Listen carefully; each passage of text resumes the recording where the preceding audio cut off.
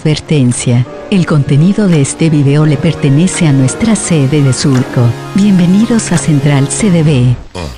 Me encanta esa época del año, me encanta hacer evolución. Literal, ahí puedes ver de manera tan cercana cuánto Dios te ama. ¿Por qué no miras al de tu costado y le dices, sabes, Dios te ama? Al del otro lado también dile, Dios te ama. Y la verdad es esta, Dios te ama. Y si yo quisiera que puedas irte con un mensaje el día de hoy es, Dios te ama.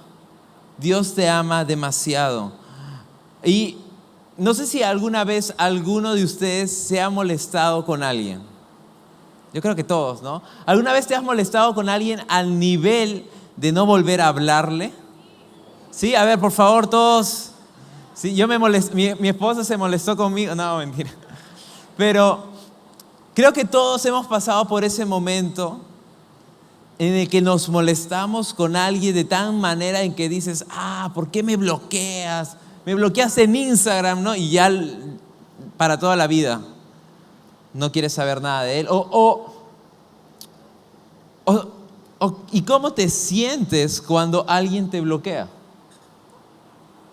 ¿Te has enterado si es que alguien te ha bloqueado alguna vez? ¿Sí? ¿Te has enterado si tenías un seguidor y alguien dejó de seguirte en Instagram y estás buscando quién fue? Se ríen porque lo han hecho. Hay aplicaciones por si acaso. Pero Dios te ama.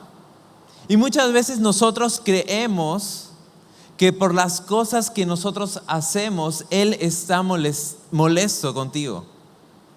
Pero sabes, el amor de Dios va mucho más allá, a pesar de cómo hayas fallado, de lo que tú hayas hecho, de lo que tú te haya pasado. Literal, el amor de Dios está por encima de eso. Tú no tienes el poder de hacer que Dios se enoje contigo.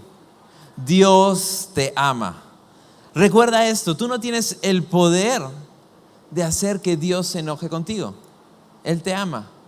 En la Biblia habla en Jeremías de que Él pensó en ti, te formó, te hizo. Dice, Él vio cómo tu embrión se formaba. Él pensaba en ti cuando siquiera no existías. No eres un accidente, Dios te ama. No eres un error, Dios te ama. Y si te ha pasado cosas complicadas, recuerda, Dios no es el problema, Él es la solución. Y Él te ama. Y quiero poder tratar de desarrollar esta idea, porque estamos a una semana de Semana Santa.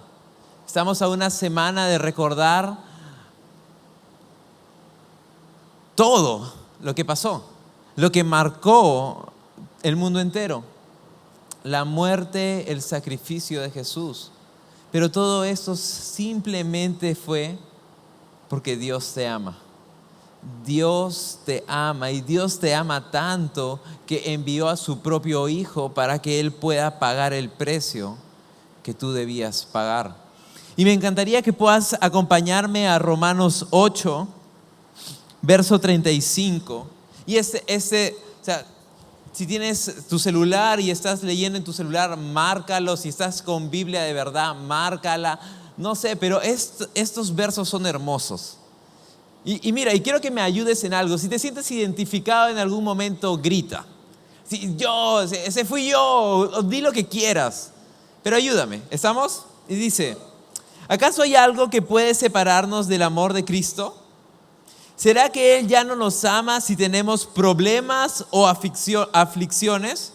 ¿O si somos perseguidos o si pasamos hambre o estamos en miseria o en peligro o bajo amenaza de muerte? ¿Alguna vez has pasado hambre? ¿Alguna vez has pasado hambre y has dicho, Dios no me ama?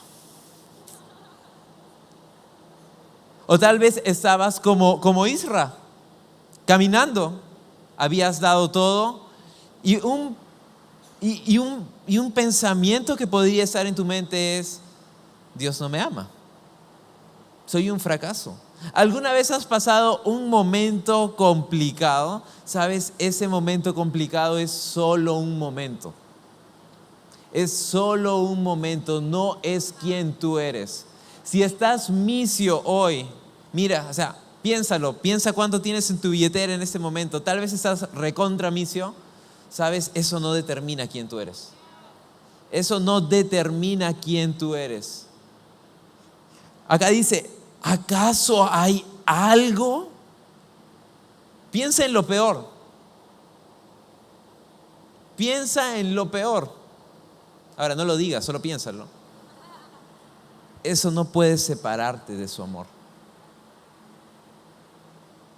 El verso sigue. Dice, claro que no. A pesar de todas estas cosas, nuestra victoria es absoluta por medio de Cristo, quien nos amó. Y estoy convencido. ¿Alguien está convencido de lo que viene? ¿Sí? Josué está convencido, es el único convencido ahora.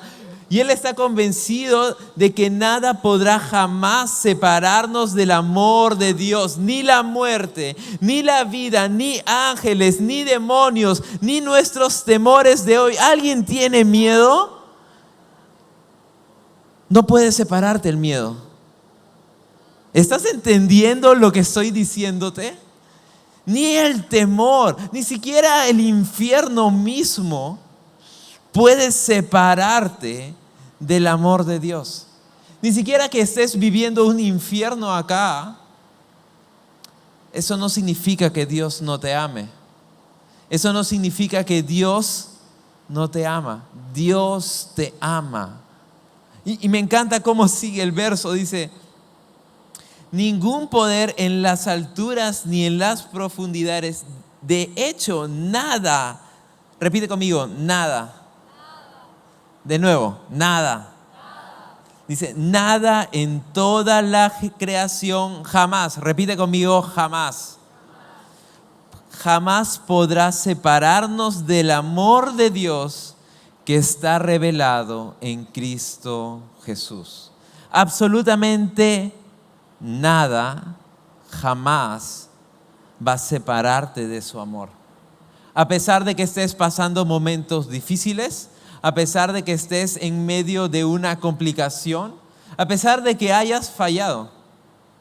¿Sabes? Todos hemos pecado. Y si puedes estudiar un poquito la palabra pecado, significa fallar al blanco. No sé si alguna vez has jugado eso de los dardos y estás de lejos. Es muy fácil fallar. Pero su amor, a pesar de que tú estés fallando, sigue por ti. Porque todo, y me encanta cómo termina este verso, dice, el amor de Dios está revelado en Cristo Jesús. Por medio de Jesús es que tú hoy tienes su amor. No sé qué ha pasado con tu vida, no sé cómo has venido, no sé si estás depre o no. Pero sí sé una cosa, Dios te ama. Y yo creo esto. ¿Y hay alguno que cree que Dios lo ama? ¿Hay alguno que puede decir, yo soy el amado de Dios? Hoy día vamos a tratar de desarrollar esto. Pero quiero que puedas entender, Dios te ama. En primera de Juan 4 habla acerca de que Dios es amor. Y la revelación del amor es Jesús. Y hay una historia que es en lo que se basa la Semana Santa. Y está en Mateo 27. Y voy a leer desde el verso 26. Y dice, así que Pilatos dejó a Barrabás en libertad y mandó a azotar a Jesús con un látigo que tenía puntas de plomo, y después lo entregó a los soldados romanos para que lo crucifiquen. La Biblia cuenta y narra mucho acerca del sacrificio de Jesús, del sacrificio como tal, de lo que sucedió. Y siempre yo había leído este verso y me había quedado más pasmado por la historia de cómo el pueblo odiaba a Jesús y dejaba libre a alguien, pero nunca me había dado cuenta de este versículo que decía que Pilatos mandó a azotar a Jesús. Ahora, los romanos eran unos criminales totalmente. O sea, habían perfeccionado el arte del dolor.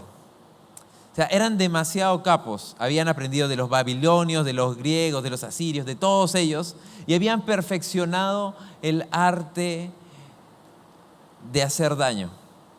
Y dice que ellos tenían un látigo llamado flagellum.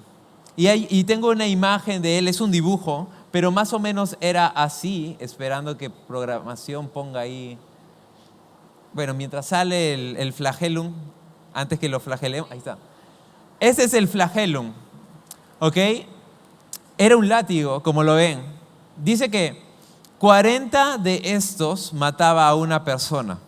Ahora, estas puntitas que ustedes pueden ver acá eran plomos, eran como Hershey's de plomos, una cosa así, que lo que hacía era, cuando te golpeaba, rasgaba y sacaba piel, y sacaba piel, y sacaba piel, y sacaba piel.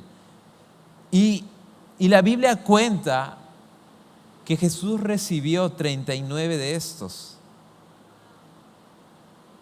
Y te imaginas a alguien,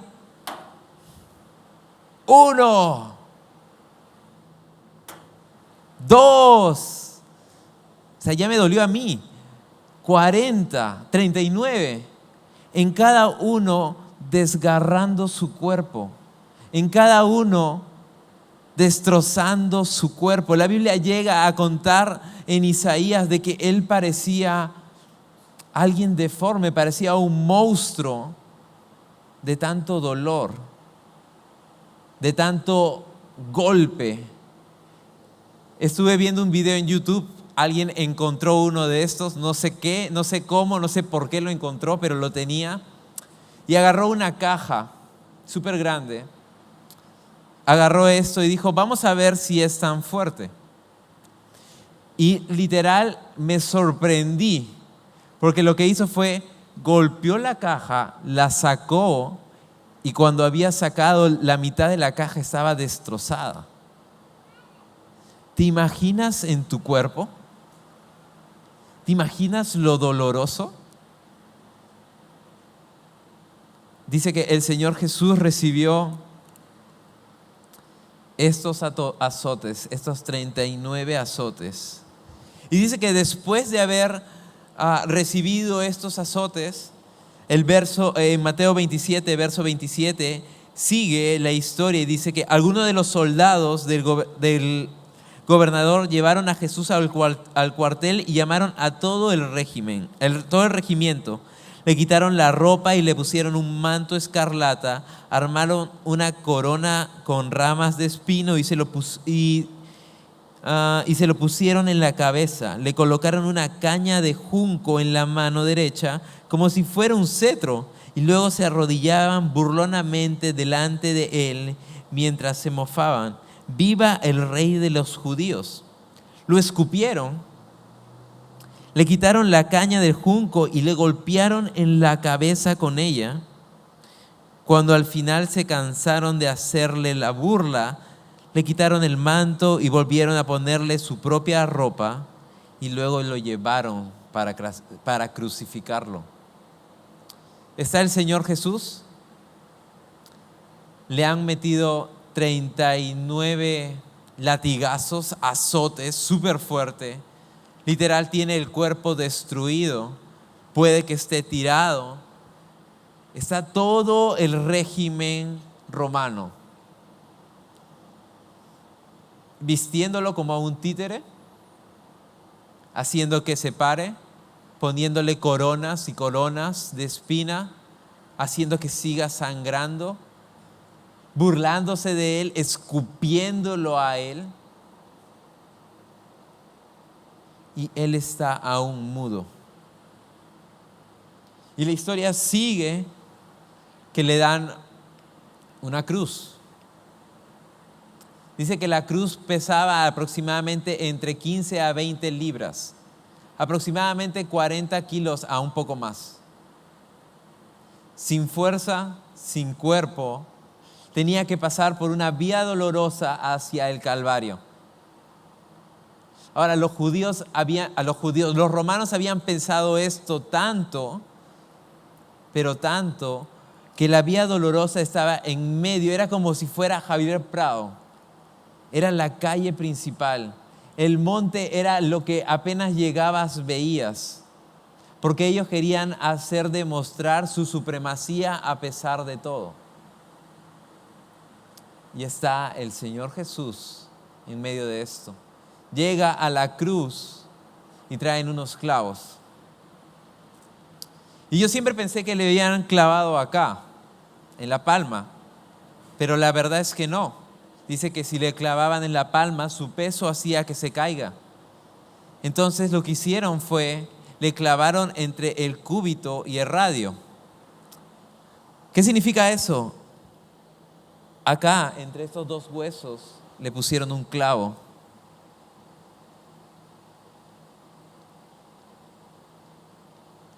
Y aún no decía nada. ¿Sabes? La muestra de amor más grande es el sacrificio. La dádiva de Dios fue su sacrificio. Pero hay una historia que literal me mata. Porque yo puedo pensar y estar leyendo y estoy diciendo, wow, esto fue muy fuerte, esto fue muy fuerte. Pero si regresamos a Mateo 27, en el verso 15, la historia cuenta que una vez al año, justo en el tiempo de Pascua, que es el tiempo que estaban ellos, los romanos soltaban a alguien. Y quiero leerte la historia porque vas a entender un poco de por qué te he hablado de todo esto. Y dice, ahora bien, era costumbre del gobernador cada año durante la celebración de la Pascua poner en libertad a un preso, el que la gente quisiera, y entregarlo a la multitud. Ese año había un preso de mala fama, un hombre llamado Barrabás. Al reunirse la multitud frente a la casa de Pilato aquella mañana, él les preguntó, ¿a quién quieren que ponga en libertad? ¿A Barrabás o a Jesús llamado el Mesías? Él sabía muy bien que los líderes religiosos judíos habían arrestado a Jesús por envidia.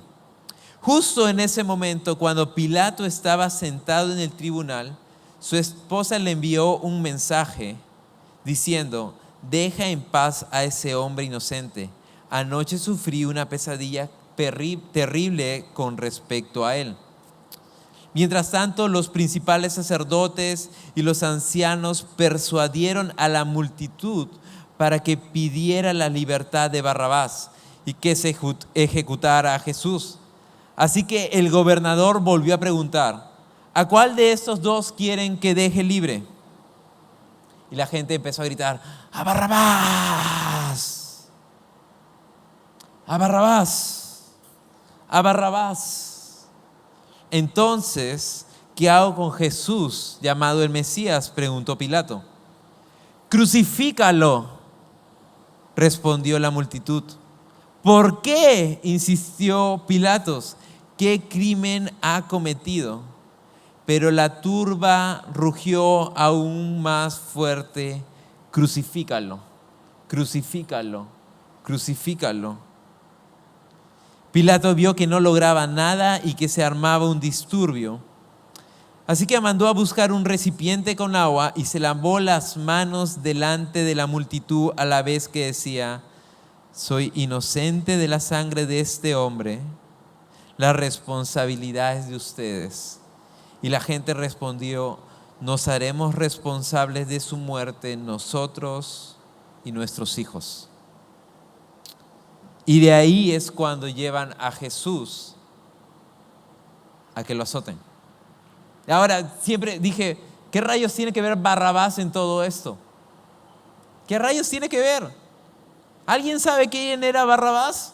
O sea, si buscas en donde sea, No hay tanta información. Lo único que sabemos es que Barrabás era un insurgente. Era alguien que creó una rebelión contra Roma. Era alguien que decía, ¿sabes qué? Sígame, vamos a matar personas. Ese era Barrabás. Y está Barrabás parado aquí, Jesús parado al otro lado, mudo absolutamente, y la gente gritando, Barrabás, Barrabás, Barrabás. Probablemente Barrabás estaba en su corazón diciendo, la gente me ama, la gente me quiere. Ellos saben que yo solo los maté porque tenía que hacerlo. Solo maté a algunos, no tantos. Barrabás había matado personas, había incendiado lugares, había creado una rebelión. Era alguien de poca estima. Mientras tanto estaba Jesús al otro lado. Él había sanado enfermos. Él había resucitado personas. Él había tocado corazones.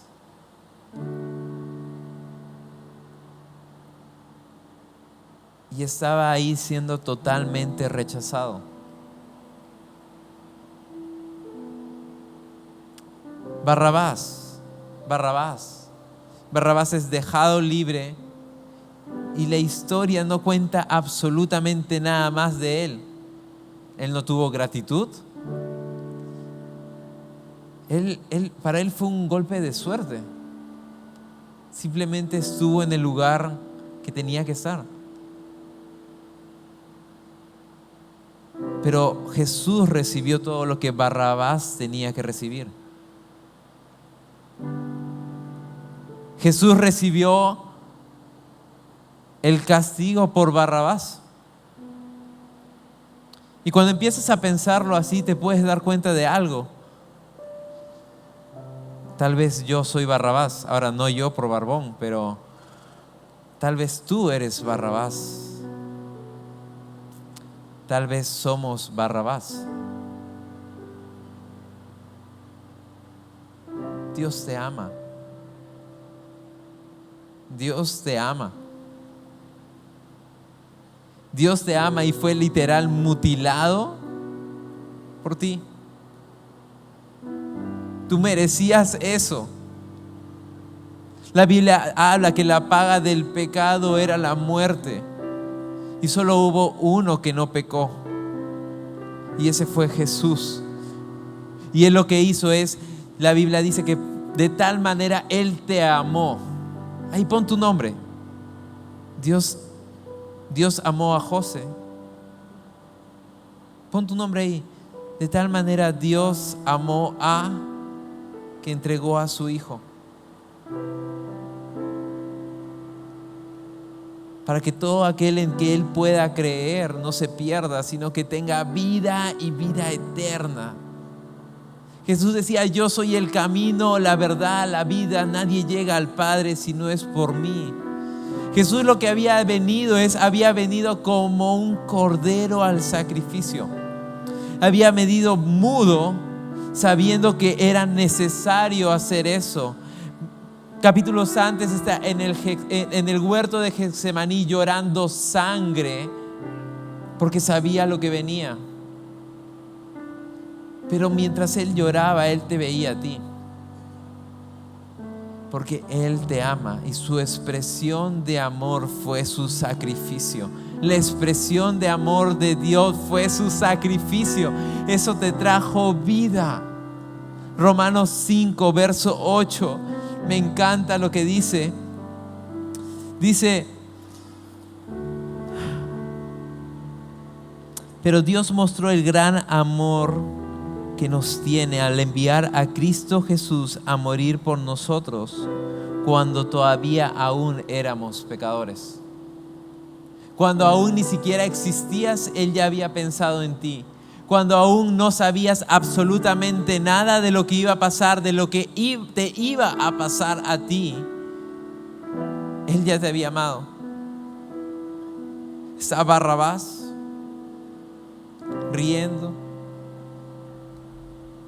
Barrabás nunca iba a volver a ver a Jesús. Tal vez Barrabás nunca se arrepintió de lo que hizo. Tal vez Barrabás volvió a hacerlo.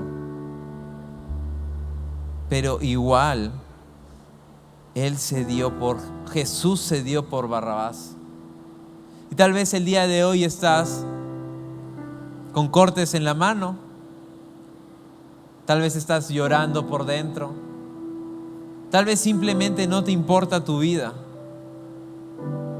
Pero tal vez no te importa porque no sabes quién te ama, quién pagó por ti, quién te deseó, quién te llamó, quién te buscó, que se entregó por completo. Y ese Jesús está aquí. Y ese Jesús te ha buscado. Y ese Jesús está por ti hoy y para siempre.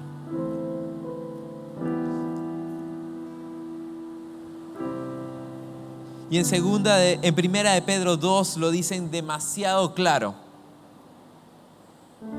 Dice, Él nunca pecó y jamás engañó a nadie. No respondía cuando lo insultaban, ni amenazaba con vengarse cuando sufría. Dejaba su causa en manos de Dios, quien siempre juzga con justicia. Él mismo cargó nuestros pecados. ¿Alguna vez has fallado? ¿Te acuerdas de esa persona que decíamos, alguna vez te has peleado con alguien? Tal vez aún sigues peleado con alguien. Sabes, Dios ama a ese alguien. Tal vez estás peleado con papá, con mamá. Dios ama a ellos. Tal vez estás tan metido en tu propia vida que te has olvidado de más.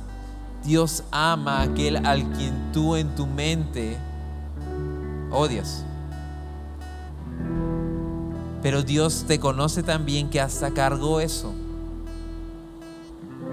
Dice, Él mismo cargó nuestros pecados sobre su cuerpo en la cruz, para que nosotros podamos estar muertos al pecado y vivir para lo que es recto. Por sus heridas ustedes son sanados. No sé si estás aquí con alguna enfermedad, pero su sacrificio lo tomó todo. Y si tú puedes confiar y creer en Él, Él puede tomar control sobre esa enfermedad. Antes eran como ovejas que andaban descarriadas, pero ahora han vuelto a su pastor, al guardián de su alma. No sé cómo has venido el día de hoy, la verdad, pero sí sé una cosa: Dios te ama. Dios te ama completamente. Dios hizo todo para mostrar su amor. Jesús fue la muestra de su amor. El amor da, la expresión del amor es dar. La lascivia lo que está haciendo es está pidiendo a costas de todos. Pero la expresión de realmente el amor de Dios es dar y dar y dar. Y Dios dio todo en su sacrificio. Dios dio absolutamente todo, marcó todo en su sacrificio. Y a partir de ese momento, tú te vuelves un hijo de Dios. Al tú poder reconocer, al tú poder entender que lo que Él hizo, esas heridas, esa cruz, ese clavo, fue el sacrificio, fue la carga del pecado. Pero, siempre hay un pero y me encanta. Pero al tercer día Él venció ese pecado. Al tercer día Él venció ese pensamiento que está en tu cabeza atormentándote. El tercer día Él tomó el control de todo. Y Él resucitó de los muertos. y Él te dio nueva vida, y Él te dio un nuevo nombre, y Él te cambió, Él te liberó, Él te llamó, y hoy tú eres hijo e hija de Dios por su sacrificio.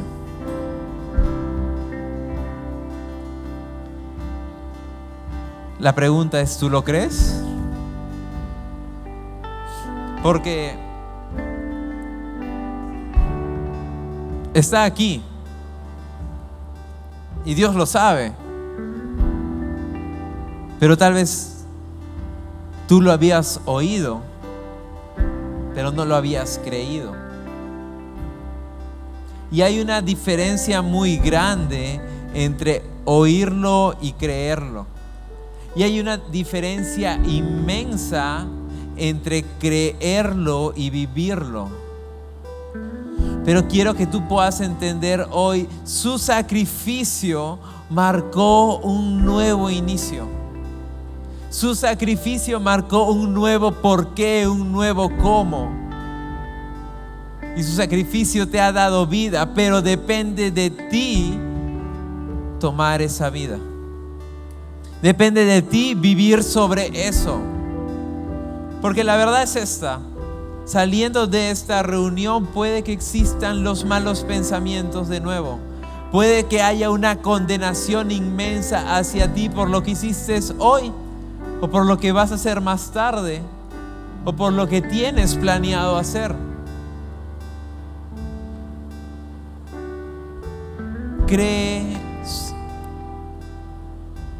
Se llama buenas nuevas, buenas noticias. Y la buena noticia es esta: Él venció el pecado, Él te dio una nueva vida, Él te dio un nuevo nombre y Él está contigo. Pero la pregunta es, ¿lo crees? ¿Lo crees? Porque puedes decir, esto es una fábula, esto es una historia. ¿Sabes? Miles de libros cuentan y reafirman todo lo que pasó en la Biblia. Miles de testimonios dan fe de que Jesús es real. Pero al final la decisión va a ser tuya. ¿Puedes creer todo esto o no? ¿Y qué significa ser un hijo de Dios? ¿Qué significa el sacrificio de Jesús? Significa salvación, justificación y una nueva vida. Muchas veces creemos que, somos salvos y voy a pasar, cuando muera me voy al cielo. Pero no se trata de eso. Se trata desde que tú recibes a Jesús, empiezas tu eternidad con Jesús. Empieza tu vida con Jesús. Dices, segundo es justificación. Soy justo delante de sus ojos. Dios te ve justo, Dios te ve como alguien nuevo, Dios te ve como alguien a quien ama. Pero es como Él te ve, no como tú te ves. Porque muchas veces somos santos que pecamos, santos que erramos. Pero realmente todo se trata de Jesús. Sin su poder no podemos hacer nada. Sin su sacrificio no somos nada. Sin Él no hay nada. Y Él está aquí en esta noche.